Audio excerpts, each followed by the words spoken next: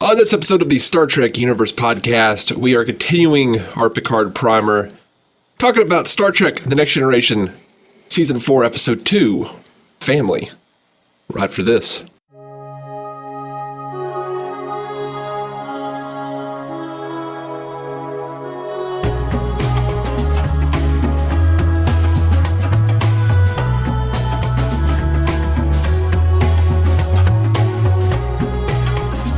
Welcome to the Star Trek Universe podcast. My name is Matthew Carroll. I'm David C. Robertson. What's up, my friend? Oh, you know, man, just the normal BS. Yeah. I have particularly ridiculous BS the last few weeks because of this podcast. We've been doing this Picard Primer, and you know this, but we haven't told the listeners at all. I got inspired doing all these Picard Primer episodes between our last record and this record, so in the last week, and decided to write songs about every one of these Picard episodes, Primer episodes. Mm-hmm. So in the last week and a half or so, I've written 3 songs, one for Measure of a Man, one for... You're skipping Neutral Zone. I am skipping Neutral Zone. I didn't like Neutral Zone. I didn't think there was any emotional core to that song. So like the whole idea behind writing these songs is I'm trying to like find the emotional core of the episode and write from that character's perspective, I guess. At least that's what I've done thus far. I skipped Neutral Zone because I didn't think it had an emotional core. And you know what? You said that, and I haven't even told you this. You've been like sending me updates of the songs and stuff, and they're good. I really enjoy them. But the whole time I've been like not even actively, but in the back of my head, like tinkering on a Neutral Zone song from the perspective of Sonny, the musician. That's a good call. Yeah, Sonny. I could see that. Hey, have you been tinkering? You know, you send me your notes or whatnot, and or we can work together. Right? If you write it, I'll put it to music. All right, man. Anyway, so for the plan of the podcast, we're going to be releasing. With the future episodes, we're going to be releasing songs that are going to play at the end of the podcast. And over the next week or so, we're going to send the backlog of songs, the last 3, including the one that we're talking about today, Family, which, what an episode of Star Trek, my friend. I love this episode. Oh, me too. I just want to hit Picard's brother. Interesting. I found Picard's brother kind of lovable.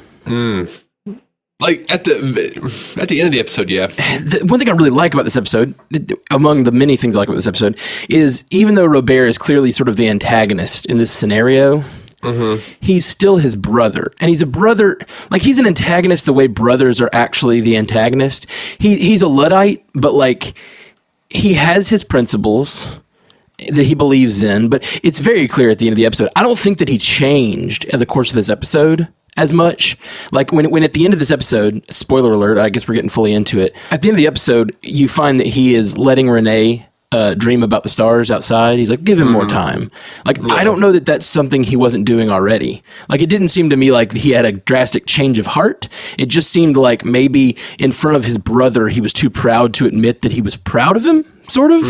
And then when they have that fight, he says, you know, are you here to have me help you? Are you here to have me bully you again? Is that what you need? And I think like all of that is sort of like this weird sincerity in there that like I found endearing, even though it was like clear that he was just not emotionally open enough to have a discussion with his brother. It all just felt very much like brother shit, you know? Yeah, it absolutely did. And it felt very much not like the Roddenberry vision. Yes. Oh, for sure. For sure. And this entire episode, one thing that I can't believe, there's a dramatic climax, but there is no action climax to this episode. Yeah. Which is what's amazing about the episode. We just got done with Best of Both Worlds, and so you could say this is an epilogue for Best of Both Worlds, but it is one of the only sci-fi or action adventure or superhero, like a genre fiction that I can think of where there is no threat to anyone in this episode. Yeah, and you know, they were given basically like when Pillar and company pitched this script, they were told you have to have some sort of sci-fi threat. Right. So they tried to shoehorn a couple of different things in and nothing really fit. And eventually they just kind of like threw away that B plot because they took, well, one of the B plots they were planning, they wound up putting in a different episode altogether. And then like one of them they just abandoned, I believe. But they eventually just wrote all of the other family stuff from the rest of the crew in to fill up the time. But it wound up working so beautifully to me. It works incredibly beautifully. The way that the three plots that are going on, there's a Wesley Crusher plot, a Wesley Crusher getting a message from his father. I guess we should do a recap. We jumped in because we're so excited about this episode. I think I really love it.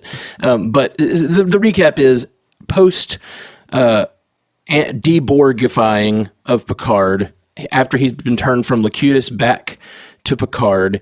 He takes shore leave for the first time in 3 years, and the first time in 20 years returns home to his father's wine vineyard in France. And basically, the entire episode is just a contemplation on family and a look at what's going on in Picard's inner life. He's kind of scared to go back out into the stars again after what he's gone through, and he's trying to figure out kind of who he is again. And I think it's such an interesting, that's it. That's the plot. And eventually it ends with him and his brother having a physical fight, which I guess you could call the dramatic climax of this episode. But it's just two old men rolling around in the mud. There's no threat to life. It's just brothers having a fight. These I don't know, 50s, 60s? I don't know how old these men are and it's supposed to be in the story. I think in their 50s. I think Picard is probably in his late 40s or early 50s. And they're rolling around in the mud, punching each other, and then they start laughing, and it's the tension relief that Picard needs, and he kind of has to find himself. And there's a line that his brother says, "Did you come back to have me help you again? Did you come back because you needed a little bullying?" And it kind of turns out that is what he needed. He needed to find his place in his family again, so that he can remember who he was after having himself scooped out and being Locutus. It's just an amazing episode, and it's just so different from every other, not just Star Trek episode, but every other sci-fi show or genre show I've ever seen. And I feel like because of the whole speech that Robert gives about how, which apparently wasn't all him. What do you mean? Do you know who Ian Abercrombie is? I don't know who. No, I don't even know who the guy playing this guy is. He played Mr. Pitt on Seinfeld. One of Elaine's bosses. He also played Alfred on the Birds of Prey show. Oh, he was Merlin in Army of Darkness. Anyway, great actor. Apparently, he was hired to come in and overdub some of Robert's lines. Interesting, including primarily primarily the antagonistic lines. When Robert when the camera's pointing at Picard during their spat before they start fighting, right before they start fighting, that is not that dude's voice. That is Ian Abercrombie's voice instead. That's interesting. Mm-hmm. That's fun. So anyway, that's just a weird thing I know. The actor that's playing Robert is doing some weird acting. He's those scrunchy faces. I feel like he's in an old time Western. Yes. He keeps shoving out his lower lip for some reason. Yeah, and squinting one eye and making the other eye real big. He does. Yeah. He's like a cartoon, and I don't know. It just seems like a guy. He is acting like an old timer, which fits his character perfectly because he's in this world where everything is technology, and he's resisted technology. He won't get a replicator. I love that they start that conversation. And I feel like in any other sci-fi show, this would have been about Picard going home and teaching his Luddite brother the way the world works. Mm-hmm. And instead, it's just about Picard needing to find his place in that world in relation to his Luddite brother without really changing his Luddite brother. And I love it. I love it so much. I feel like Robert needed Picard to have been harmed in that way and to have been, taken down a few notches. Like you said, you needed humiliation or humility. You needed humiliation, or was it humility? Whatever. Right. Either one would have worked, which was so affecting. Seeing Picard's response to that, especially knowing what Picard went through. I'm thinking of the tear rolling down his face while he's being assimilated in that moment where he's looking at his brother, and his brother's basically wishing that on him. Yeah, but I think his brother needed that to be able to relate to him. I think you're right. I absolutely think you're right. but it's harsh as hell. It is harsh as hell. And, it's a little telling in a way. I mean, I guess it's been 20 years, but what did his brother think when he got stabbed through the freaking heart? They hadn't written that yet. But. Sure. But also, when he's getting stabbed in the heart, it's because he's a pompous guy in a bar fight, and then he uses his technology to just get over it. You know what I mean? Like, yeah. So it's just another case of his brother off gallivanting in the world and using technology to get over all his problems. So like, I don't see that as he went through a hardship in the past. Like, we all go through hardships, but this sounds like it was, as he says, humiliating. When Picard is crying and saying they used me to do horrible things, like that's that line, man. Whew. By the way, I'm pretty sure they hadn't shown it, but they did mention Picard's heart situation. I think in the episode where he went to take Wesley to Starfleet or whatever. Okay, cool. Yeah. Anyway, yeah, I just want to throw that out there. There's almost nothing to say about this episode except how good it is. It's so good. It's so funny when there's something wrong with an episode. Like, even if it's just a small thing, there's plenty to sort of like bat around and talk about what could have been different or what. But it's just so good, and I don't want to sit here and just fan out for 40 minutes or whatever. But like, man, it's great. That's part of what we do here. So sure, why not? Yeah, I'm like, all right, let's wrap it up. I don't know. Well, let's start taking the plot lines a little bit just to give them a little service. So we got Worf seeing his family, and yes. See, this is another thing that I'm learning rewatching. I always think of this show as not having many overarching plots because I still stand with the fact that, like, I don't think this show has enough transformation of the characters throughout because they're very similar at the end as they are at the beginning. But there's a lot more overarching plots than I remember. Every episode we've watched, there's been some connection to a previous episode or something that I remember being connected to a further episode. And this one was recently Worf lost his commendation with the Klingons, I guess. I don't really even fully understand what that means, but I guess some sort of dishonor came upon him. And so his family is visiting kind of in the wake of that. Yeah, he was completely just, thrown aside by his people. He was dishonored completely. Like, I think he was stripped of his house. That's right. I remember that vaguely, but I'll have to rewatch those episodes someday. But for now, we're doing Picard. But it's a really cute subplot for sure. All the stuff with his father. I really like his father keeps going around saying, "At home, I have all the specs and diagrams of the Galaxy class starship." His father's a big starship head. Loves all the starships. So that's just a fun. Mostly used for comedy, but also a little bit of development with Worf, a little bit of digging into his character and the sort of two worlds that he is from.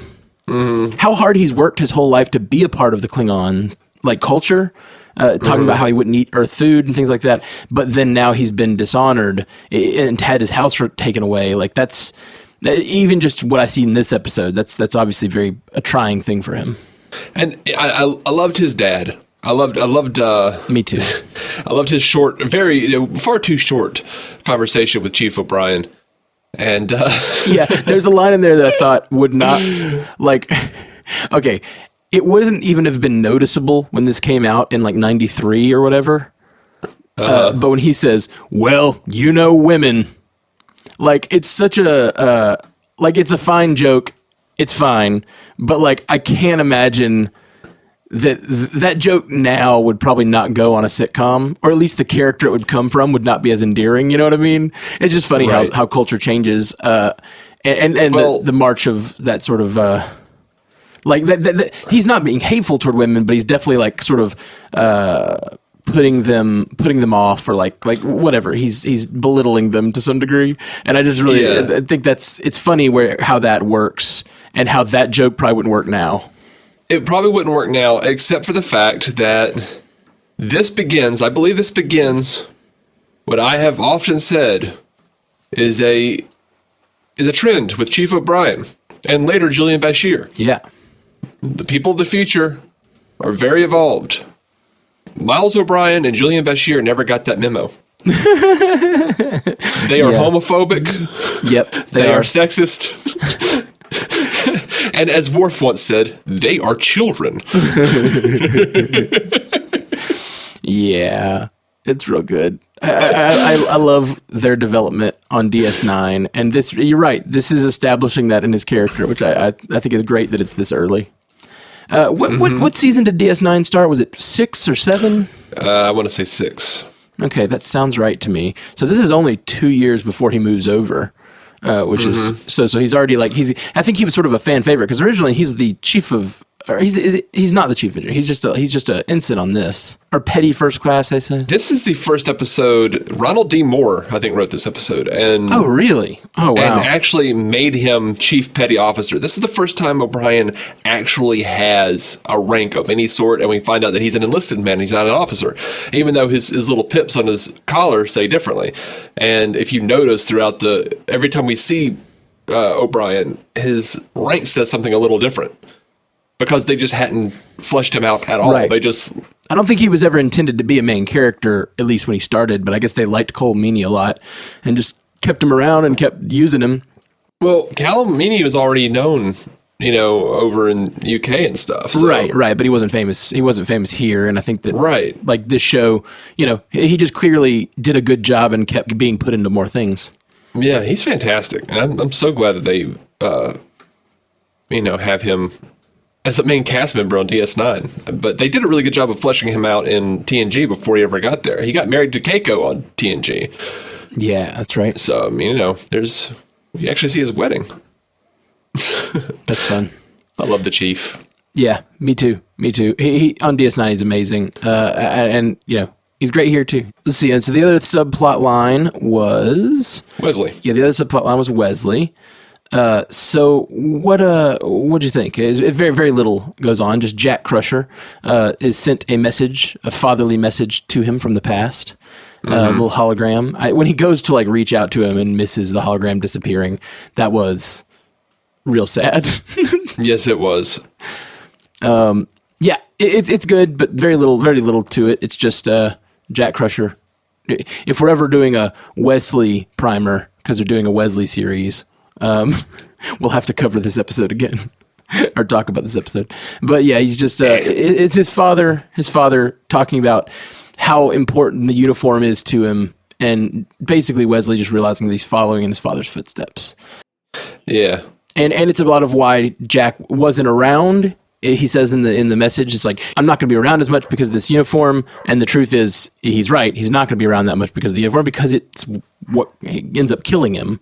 Yeah, a lot of language in there, like, oh, maybe I'll do better next time, and I won't. This is me as I am now, and I wanted to record this. I'll be different in the future. And my wife goes, "Oh, Dad." I was like, no. So funny. So yeah, that's about it for that plot line. The only other thing on the side plots I want to mention is Worf's chair, which is amazing. Yeah. Did you notice Worf's chair? Oh, I noticed it. It's in Worf's quarters a whole lot, and it was used, I think, in a season 1 episode as an alien command seat or something. So maybe he stole the alien command seat and put it in his quarters. I don't think so, but or had them replicate it. He's like, that looks comfortable. Yeah, I don't remember which one it was on, but it was in season 1. All right, well, let's talk a little bit. This is the Picard Primer we're in the middle of. So let's talk about what this episode reveals about Picard, and I feel like there's a lot. Oh, can I just jump right back real quick to the Rashenkos? Sure. And say that, my favorite bit of that is when they're talking to Guinan and 10 Forward, and Guinan tells them that when he stares out the window towards home, he's not looking at the Klingon Empire, he's looking toward them.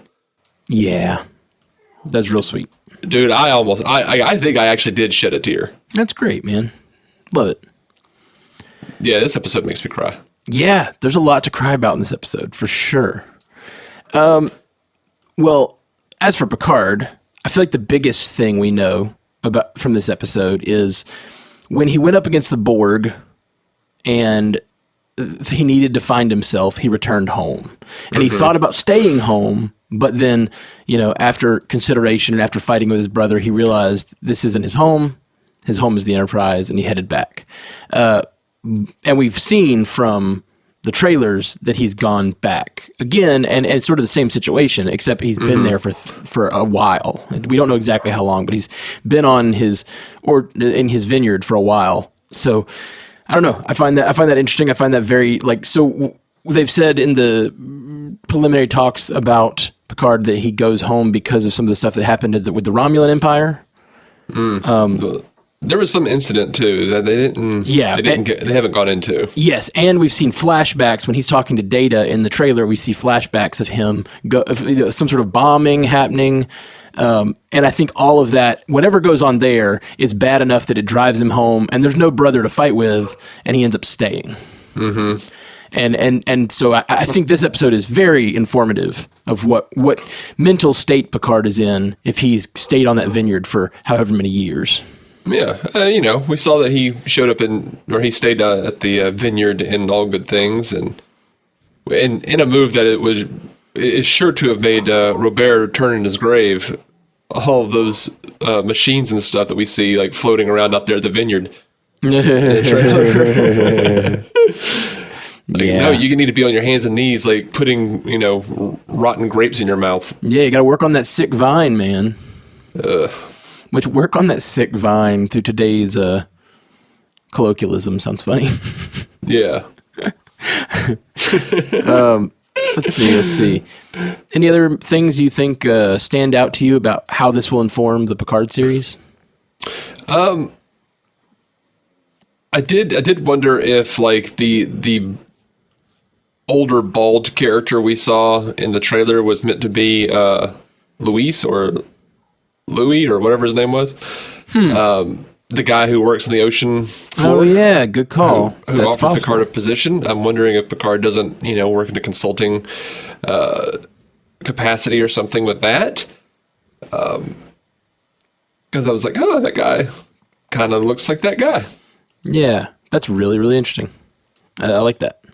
I like that idea because it seems like a project that's going to be going on for many years following this, and so it's very possible. I didn't see like a whole lot except for like just seeing Picard break down with Robert, and we just like one of the first times we really see Picard bare himself to somebody. Yeah, for sure. I think in many ways he has had to be the captain, and that's something that I really thought about. Honestly, when I was writing that song, I thought about him returning home, and in his conversation with Troy, he talks about how he hasn't been home in 20 years. It's not just his experience with the Borg, but his realizing he hasn't been himself in a long time. Like he's been a servant of the Federation for so many years, and then he was taken by the Borg. And when he's leaving his ready room, or no, his quarters actually, him and Troy have a conversation in his quarters. And he talks about going home. He looks back at the quarters like, I don't know that I can be here anymore.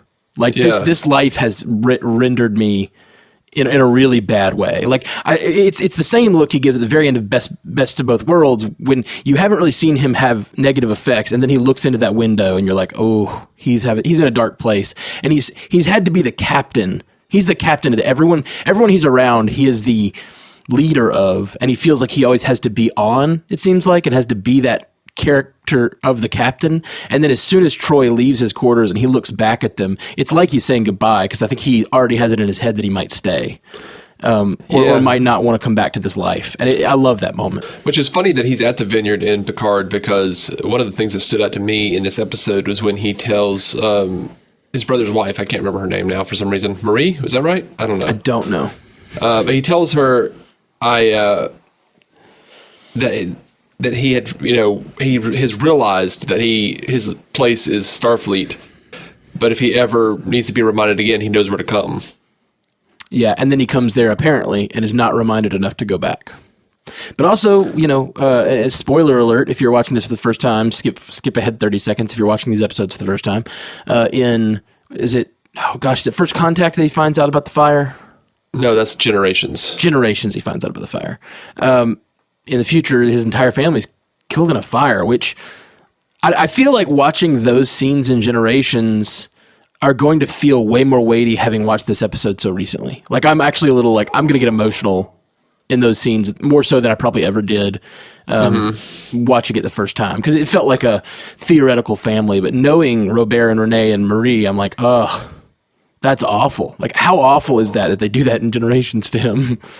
Yeah, it's pretty rough. Like, the whole time that, they're talking about, every time Renee says he's going to the stars one day, I'm just like, oh, no, you're not.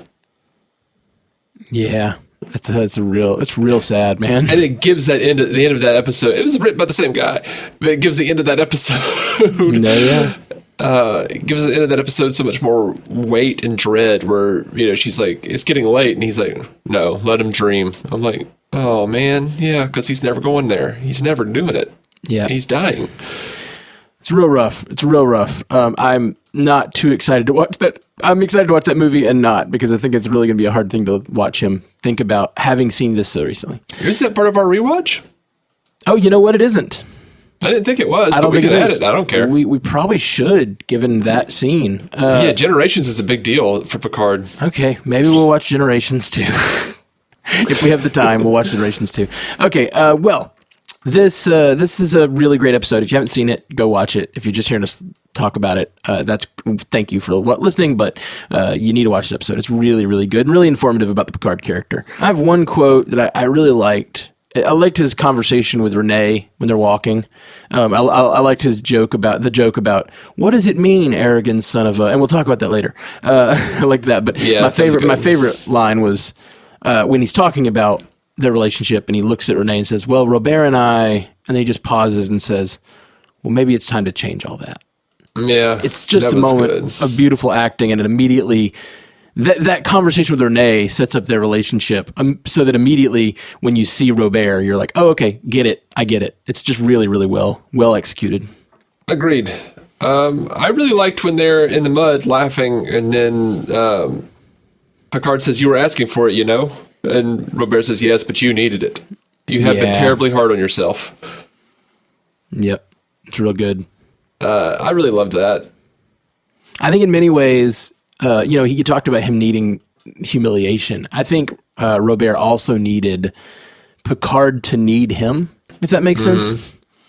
He needed Picard to go through something where he needed his big brother again. I think that was meaningful to Robert to be a part of his life again. And for his brother, I think in many ways, I think this vindicates Robert's life of bullying. It makes him realize, maybe I was a part of this great hero.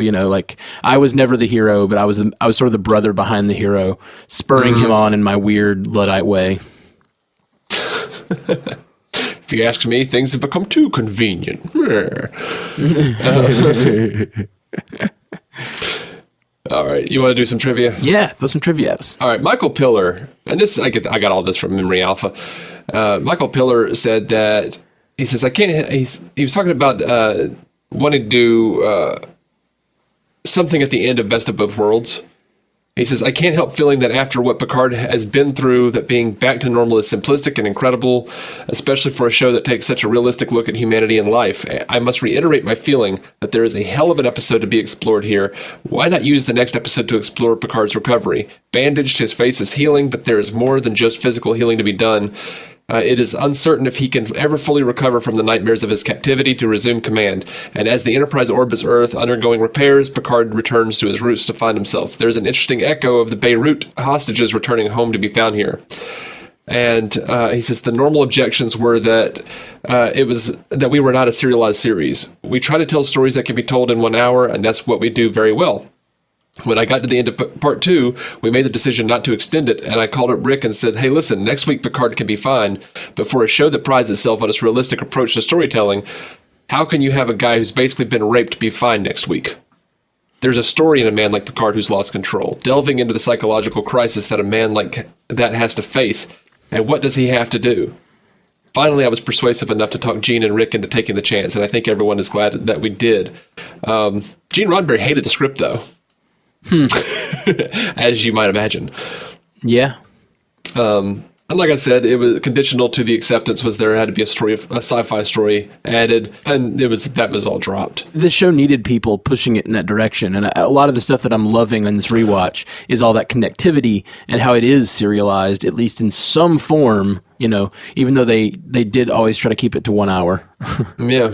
So, this was the first time we got Chief O'Brien's full name, Miles Edward O'Brien. It's the first time we got his rank insignia. or his chief petty officer rank defined. Anyway. Yeah. And let's see. There's a bit in there where Picard mentions to Louise or Louise or whatever, however they said it. They said it both ways, actually. He mentions the changed geology of Drema 4, which was an actual reference to one of the episodes. Pen pals. That's neat. I thought that might be the case, and that's real cool. I love that connectivity. Mm-hmm. I know. That's why I left that in, because I knew you would enjoy that. Yeah. Here's something cool. Rene, his nephew, or uncle, as the joke goes, Rene tells Jean-Luc that he will someday leave the family home to go to his own starship. Now, obviously Rene doesn't. But the actor, David Tristan Birkin, who played Rene, reappeared in season 6 in the episode Rascals as a young Jean-Luc Picard. Oh, neat. That's neat. I like that. Can I tell you something embarrassing? Absolutely. You can always tell me something embarrassing. Yeah, I know you like to use it later. As a child, I was rewatching this episode, and there's the joke about him being the uncle, and I thought it was some sort of future relationship that I didn't understand. Because you do get that in certain things. So actually, I think it made me think that, like, I don't know, like how could you have a young uncle? Your father or your grandfather would have had to have a really late child for you to have a young uncle. And so I was like, maybe some sort of, I don't know, some sort of reproduction that I don't fully understand. Like, there's something going on weird in his family tree. Like, I thought that because I still, and rewatching it, I get why I did, because, like, he walks up and says he's his uncle from the very beginning. And I don't know, as a kid, I was like, okay, it's the future. I don't know, some sort of sci-fi uncle situation. Oh, Lord, man. I was 8 or something. By the way, okay. I think if you were to release these Star Trek songs in like an EP form or an album form, the title of it needs to be Future Uncle Situation.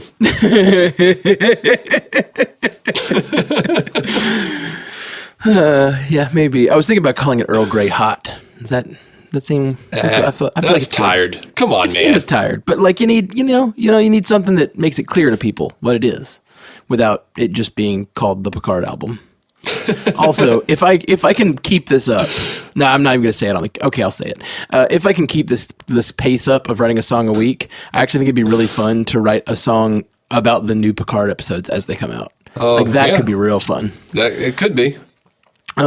Anyway, I'm enjoying writing way too many songs about Star Trek right now, so I hope y'all like them. They'll be in the feed in a couple days. So if you're listening to this, we're going to be posting those 3 songs within this week before our next Picard Primer episode, which is what episode? I don't know. I don't have my list here. Best of the World's Family Unification. Parts 1 and 2. Parts 1 and 2. So we'll be covering Unification Parts 1 and 2 next week. That's exciting. Man, maybe I'll get to write a song from Spock's perspective. Ooh. That sounds fun. Or more interesting, maybe Sayla. Yeah, I don't know. I'll have to see the episode, see where I find that emotional core. Yeah, it won't be Sayla. But, we'll see. We'll see what happens. It'll be Podek. I don't remember the episode enough to know any of those people. So that's why we'll watch it next week.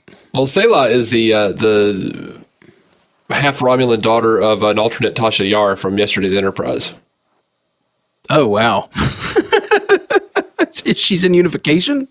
Yeah, she's in the Romulan government. So she's treated as an antagonist a fair amount of the time when she shows up, because they kept trying to come up with reasons for Denise Crosby to come back. Oh, so she is, but she's from another timeline? Right. This was another fantastic Ronald D. Moore and Brandon Braga, I think, episode. Yesterday's Enterprise, where the Enterprise C comes through a wormhole, and they meet the crew of the Enterprise C, but history has changed because they disappeared. They were supposed to be destroyed by Romulans. Right. And instead, they they weren't, so it changed the timeline, and now we're at war with the Klingons. I think it was the Klingons. But the Enterprise is a warship, and Tasha Yar never died in Skin of Evil. And she kind of falls for this dude on the Enterprise C crew, and Guinan is the only person who realizes that everything is wrong. And when she looks at Tasha, she knows that Tasha is supposed to be dead. And Tasha figures that out and talks to her about it and decides, since I'm not supposed to be in this timeline, I'm going to go back and try to help them best I can. Well, what happens when they go back through the wormhole is they get basically boarded and she gets taken. And she winds up being like the wife of a general or some shit. And like the unwilling wife of a general, and bears a daughter, Selah. So now the Enterprise D crew keeps running into this antagonist, half Romulan, played by Denise Crosby. That's neat. Yep. Yeah, I probably just didn't know it was Denise Crosby as a kid, and I don't really remember that storyline, so that's neat. That's real neat. Well, yeah, that'll be fun. Unification, parts 1 and 2, next week. We'll be back. Actually, we'll be back in the next couple days with songs for you guys, which I'm really excited about. And hopefully, if I can get my shit together, I'll be able to write and record a song about Unification and have that on the end of next week's episode. So pretty pumped about that. Absolutely. Well, guys, we'll be back soon. Peace. Live long and prosper. To reach out to us, hit us up at StarTrekUcast.com, at StarTrekUcast on Twitter, or search for the Star Trek Universe Podcast on Instagram or Facebook. And if you want to hear more from David C. Robertson, search for the DC On Screen podcast in your podcast app now, or go to maladjusted.tv for his comedy sketches. If you want to hear more from me, Matthew Carroll, search for the Marvel Cinematic Universe Podcast or the Orville Universe Podcast in your podcast app, or check out my music. Just search for Matthew Carroll wherever you listen to music.